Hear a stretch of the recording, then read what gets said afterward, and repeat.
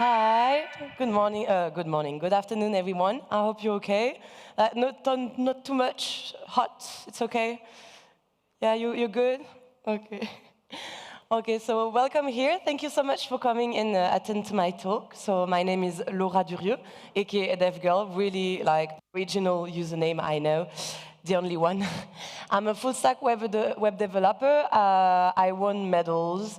I'm a streamer on Twitch, and I'm the host of a show at RTBF, which is the national media in Belgium. So if you want to follow me on the social media, here are my tags.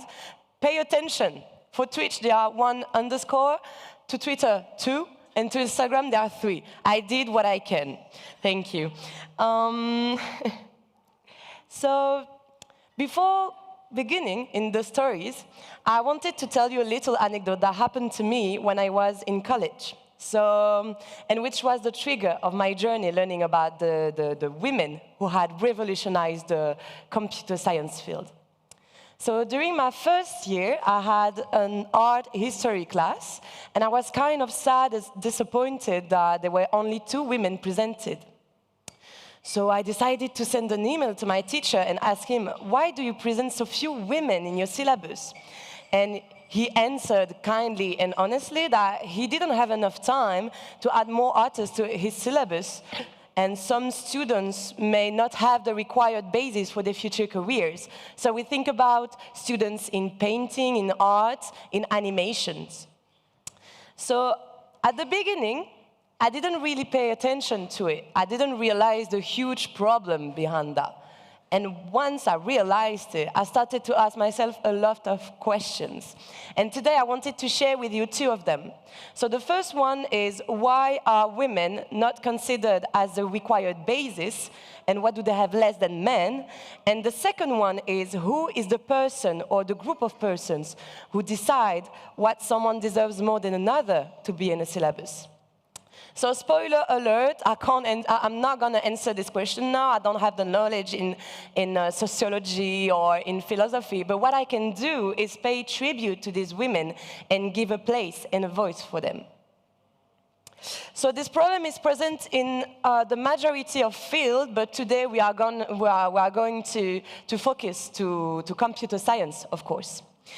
And personally, if you go home today and you remember 2 names you discovered today, this is already a huge win. But first, let's ask, do you know any women in computer science today, from today or before? Yes, who? Hedy Lamarr, okay. Hedy Lovelace, another name? No? Don't be shy. No? Okay. Thank you. Well, let's begin. And for that, we need to go back in time. And we're going to begin at the Age of Enlightenment. So, the ancestor of the computer machines were human computers, and especially in astronomy field. So it was about mathematical calculation, and the work was divided in a way that they could compute the calculations at the same time. And this is really extraordinary to see that already at that time. So we speak like maybe already like way before. I don't have the date of the beginning of that, but we were already looking for to be able to calculate, to compute multiple tasks at the same time. And this is still the case today for our computer. We are still looking for multi-threading, like how many operations my computer can execute at the same time. So, like the majority of the profession, it was dominated by the men. However, the first woman to be quoted in an article about the history of computer science is Nicole Reine-Lepaute, Cocorico pour les Français, who is one of the most famous astronomers of the Age of Enlightenment. With 2 other men, she will calculate the return date of the Halley's Comet for April 13 in 1959, almost exactly as it returned on March 13 in the same year. You imagine, you are at the 18th century. They did that with paper, with a pen. like 1 month error. Like, it's just so crazy. Mariam Mitchell also made a splash by discovering the first telescopic comet, which means it's invisible to the naked eye. The comet will be named after her, and she will receive a gold medal for her achievement. During the 19th century, there were quite barriers and contradictions regarding women in scientific professions. Like, they could have access to degrees, but they must resign as soon as they get married, without saying that a woman that is not married at that time, well, doesn't exist. The history of computer science starts in 1840 with a person that you obviously know, and if you don't, you should ask yourself some question, honestly. Who's that Pokemon? Of course, this is Hedy Lovelace. But for me, Hedy Lovelace isn't just the first programmer. Let me explain myself. So, this man is Charles Babbage, who invented the difference engine and the analytical engine. But he was messy, and he couldn't stand back from his machine. He had extraordinary ideas, but he couldn't develop a concept that could embrace his machine. Hence the arrival of our sweet and dear Hedy. Just a little note, like, what kind of machine do you think it makes you feel?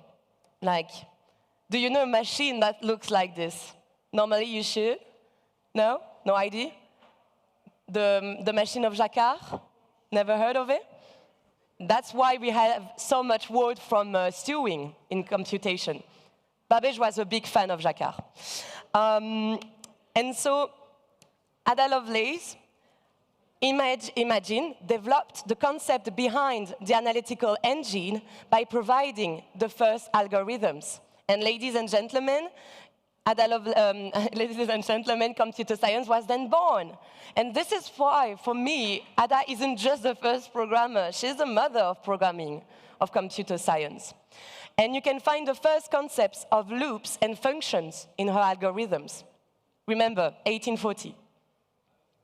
So despite this extraordinary invention, it was far too innovative for that time, and the analytical engine will be forgotten for lack of funding before being rediscovered to inspire the Mark I, the first general-purpose electromechanical computer.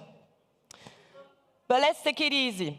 We are at the end of the 19th century, and Edward Charles Pickering is the founder of a group of women known as the Harvard Computers. These women classified more than 10,000 stars and developed a system to classify them. One woman in particular stood out, Annie Jump Cannon. She pioneered the new spectral type classification scheme and also developed the Harvard classification scheme, which is the base of the system still in use today. Between 1911 and 1915, she will classify around 5,000 stars per month or 3,000 stars per minute. I don't know what you can do in 1 minute, but still with paper and pen, reminder. Yeah. I will take the silence like you are amazed, okay. During the 19th century and the growth of industries, it opened up a lot of opportunities for women to enter in the IT field. And there is one notable woman, Grete Hermann, who did significant contributions in mathematics and physics. She played a key role in the foundation of quantum mechanics, for example, but we never hear her name.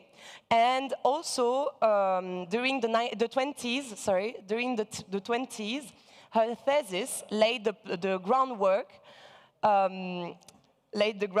for computer algebra, and it established the existence of algorithms for many of the basic problems of abstract algebra. So you were like, what does she speak about mathematics? But her work had great consequences on algorithms field. on algorithms in computer science. Between the 1940s and the 1970s, women were widely hired as coders for many reasons. The first one is coding was an emerging field, and there were no formal coding diploma. And this lack of formal credential was advantageous for women, as new hired only needed to pass a straightforward test, logic test. You imagine you just have to pass a test like you just need to do mathematics and logic to be able to be a developer. No coding, no school, no diploma. Sounds really cool. And also a second reason is like, despite the fact that women earning degrees from a scientific field, they faced a lot of challenges like finding employment or even progressing in their career. As a result, many women decided to turn to opportunity in ITs. And the last one was the shortage of manpower and the fact that women cost little and even less than a worker sometimes. During the World War II, Grace Hopper, I didn't hear this name when I asked you, do you know this woman? Does people know Grace Hopper here? Okay, I'm gonna be okay, I'm gonna breathe. Grace Hopper, so during the World War II, a 36-year-old mathematician decided to serve her country. This is America. So she decided to left her teaching position at Vassar College and enroll in the US Navy. Surprisingly, the Navy decided to send her to Harvard, where she became the third programmer of the Mark I. So you remember earlier I talked about the analytical engine, who was found back in 1937 to inspire Howard Aiken to design and develop the Mark I. So the Mark I looked like that. I have the impression to be in a pharmacy. Like, I don't know how to say in English, but yeah, looks really weird. So the Mark I is versatile punch programmable calculator, and it was Grace who had the honor, or rather the heavy burden, of timing this machine, and she wrote her 521-page user manual from scratch. Did you already write 500 pages from scratch? And I mean, like, okay. And we are happy for her because she could serve her country and she participated in some top secret calculations crucial for the war efforts. The year 1945 marks a milestone in the history of computing, the ENIAC, the first fully electronic computer. It was designed, it looks, I don't know, can you see it a bit? Because it's really dark, so can you see it? Okay. So it was designed to automate and speed up the work of the calculators. And while the latter was indeed faster, it still needed an intervention, a human intervention, the operator. And it was a job that was largely performed by women. The operator was the person who will enter manually questions into the computer using cables and switches. Like, would you like to work on that? And this is a question I like to ask, and you're going to see why after. And this is 6 astounding women: Kathleen Antonelli, Marlene Melzer, Betty Jennings, Frances Spence, Betty Alberton, and Ruth Tatel-Bone, who was the ENIAC's first developer, and amongst the first developers by extensions. So, although the role of operator was the programmer of today, it received little credits, as already said. It was performed most by women, hardware being the main job. However, the line between these two wasn't clear-cut. Like, often women needed to have little or in-depth knowledge of hardware to be able to do their job. I mean, like, look at that. How can you imagine to do something on this computer if you don't know hardware? This is literally hardware when you are coding on this. So this is where we see the difference between the job description and what these women actually had to do. And so I have little anecdotes. The first one is like, all these women had mathematics degrees in common. They were responsible to installing and assembling the ENIAC, remember the job description? And also these women are the ancestors of the debugger. So everyone here know what a debugger is? So this is the tool you are going to use to see if your code is working well, and if it's not, this is the tool who's going to say, over there. You can try to put a breakpoint to see if it's over there. Okay, now try to debug this thing. So there were 6 women, and they worked as a group, unified to apply a process of working to be able to debug if there is a problem somewhere. In 1942, an unexpected innovation emerged, unintentionally driven by Hedy Lamarr, a renowned movie star. So Hedy is famous for her role in the first non-pornographic movie featuring a nude orgasm scene, and recognized as the face of Disney's animation movie, Snow White. And this is really interesting what happened. But to understand that, let's dive a little bit in her background. So, facing a troubled marriage, Lamarr decided to flee Austria, and she had kind of an interesting alter ego. She had a profound interest in war and technology advancements. So during her time in America, she crossed paths with a pianist, George Entail, and together they conceived a top-secret communication system for launching radio-controlled torpedoes. Okay, every time it took me 1 month to remember this sentence. For launching radio-controlled torpedoes called the frequency hopping spread spectrum, or the FHSS. And they patented this idea in 1942, and surprisingly, this is still in use today behind technologies like Wi-Fi and Bluetooth.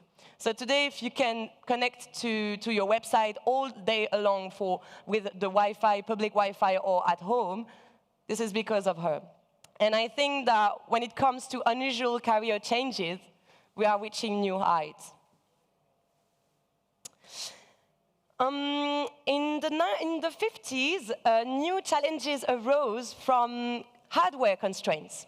So developing programming was evolving faster, and so algorithms needed to be optimized. And this is where we see the image of a singular creative person wielding a form of black magic when you are speaking about coding. And also the image of the white, hairy, antisocial man emerged. And even if it belongs more to the realm of fantasy, studies in the 60s showed that it is a sought-after profile, and it is more easily hired by companies. Yeah.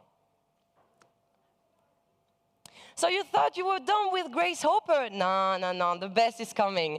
So after the war, she worked on the UNIVAC, the most powerful computer at that time, and when she was put in charge of the automatic programming department, she came with the idea of the compiler. Everybody knows what a compiler is here? Yeah? The compiler is the most revolutionary invention in the computer science. Changed my mind. If you're going to say AI, no, this is a product of computer science. No? Nobody wants to try? This is too hard. Okay. okay. And the compiler she did is called the A0, if you want to go and look at it. But in 1959, facing with the potential chaos of every manufacturer computer starting to write their own compiler, she decided to call on her old Navy connection and to organize a meeting with all of them. And when they all came out of the meeting, they all agreed that a universal and simple language would be used by all the computers. And this is how the common-oriented language, the common-oriented business language was born, or the COBOL, and it's still in use today. Some person can program code in COBOL here? No? Don't try. I mean, like, if you want to learn a lot of money, you can, but yeah. And I have two little anecdotes about her, is the fact that she is the person who came with the idea of the software portability. So now you don't have to rewrite every time your software you want on your computer. You just have a compiled file. So this is the portability. This is so natural and logical for us today. But before, it wasn't the case. So this is also like, wow, thank you, Grace. And the second one is, she is the person who decided to call the process of writing statements coding. So now, I would like you to take a look at this graph. So here, this graph shows percentage of women majors in different fields. So you have medical school, law school, physical science, and also computer science. So those numbers are from America, okay? But this is kind of the same here in Europe. And the line in red, as you can see, this is computer science, and around the 80s, there is a break between women and computer science. There are a lot of reasons of that. There are a lot of reasons, a lot of cause. This is always big discussions. So I'm not gonna explain you everything, or we are gonna be still here tomorrow. But what I want to talk to you about is the arrival of the personal computer, or PC, in 1981, who participates in this break. So before, when you were a student and you were going to enter to university, you you kind of never touched or seen a computer because they were rare and expensive, right? So we were all on an equal footing. With the arrival of the PC, or when a house bought a PC, it was a lot of time put in the boys' room, with the father taking kind of the coach role, like trying to interest the boys to be in the computer science, to be interested in that. And the second thing that is really sad is the advertisement. On the radio, on the TV, in the street, in the magazine, in journals, the ads, the advertisement were targeting boys, like video game consoles. This is the same. And from that moment, girls started to think that maybe a computer, this is not meant to her. So you have to keep always attention to which representation you are giving to other people. Representation is really important, and this kind of thing can, as you've seen, it can like really make things worse. So today we speak a lot about ChatGPT, artificial intelligence, like too much ChatGPT. And during my research, I found a lot of women who did great contributions in artificial intelligence field, including Alice Recoq and Karen Spark-Jones.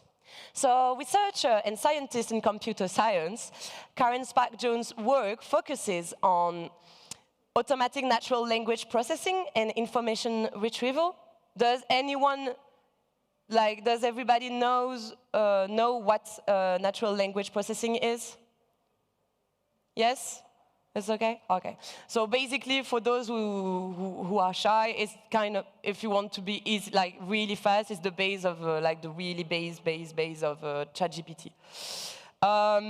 So she developed the TF-IDF method which means term frequency inverse document frequency, who is a weighted relevance measure, and it's still used in, like today in most search engines, and this is a really important method if you are using SEO tools, by example.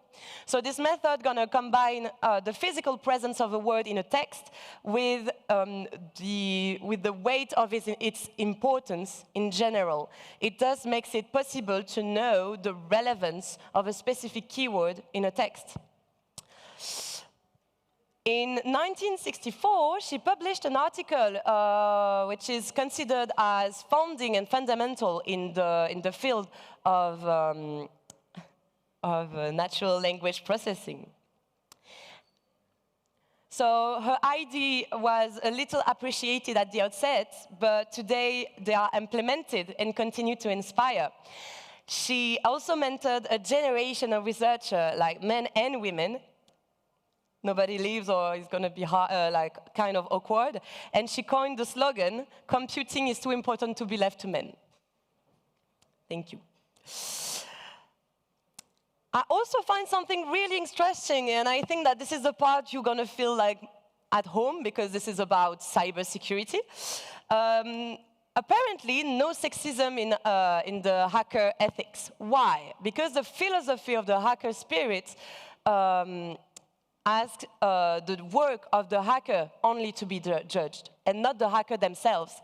So age, gender, sexual orientation, color skin, social position, origins, etc., should not be taken into account. And this is why the big challenge of the tech woman is to not be longer labeled as a woman, but as a developer or an expert, and that's all. So is it true? Is it true? I had the misfortune of typing into Google the most famous female hackers.